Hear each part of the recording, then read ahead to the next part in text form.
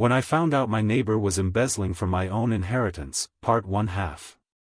I'm still shaking as I type this. So, you guys know how some neighbors can be a bit extra? Like, always judging you for your lawn care or complaining about the noise level.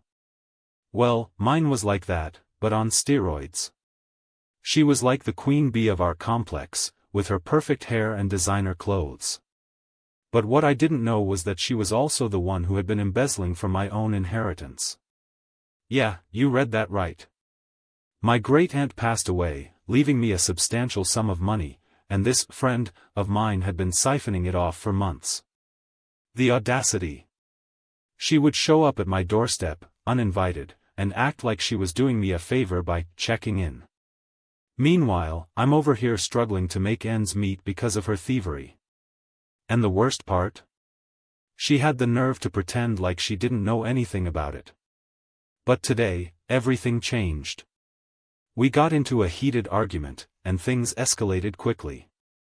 That's when I saw something that will haunt me forever, my neighbor, with tears in her eyes, confessing on speakerphone that she was deep in debt and needed the money to pay off her creditors. The irony wasn't lost on me. She had been stealing from me to pay off her own debts. Here's where it gets even better, for you guys. As I'm standing there, frozen in shock, my neighbor drops another bombshell: she has no job and no savings. No job, no savings, and a mountain of debt.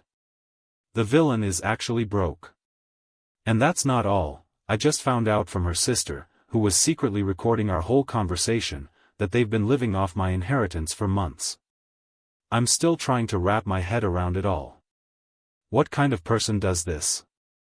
I mean, I know we weren't exactly friends, but come on. You'd think she'd have some shame left in her. But I guess not. That's where you guys come in. Has anyone else ever dealt with something like this? How did you handle it? Should I press charges or just move on? Let me know in the comments below. And please, for the love of all things good and holy, tell me I'm not going crazy here. Part 2. So, after I got done venting, screaming at my neighbor, I decided to take action. I filed a police report, and they're currently investigating. My neighbor has lost her credit score, her apartment complex is being foreclosed on, and she's facing felony charges. But the aftermath wasn't just about getting revenge, it was also about me healing.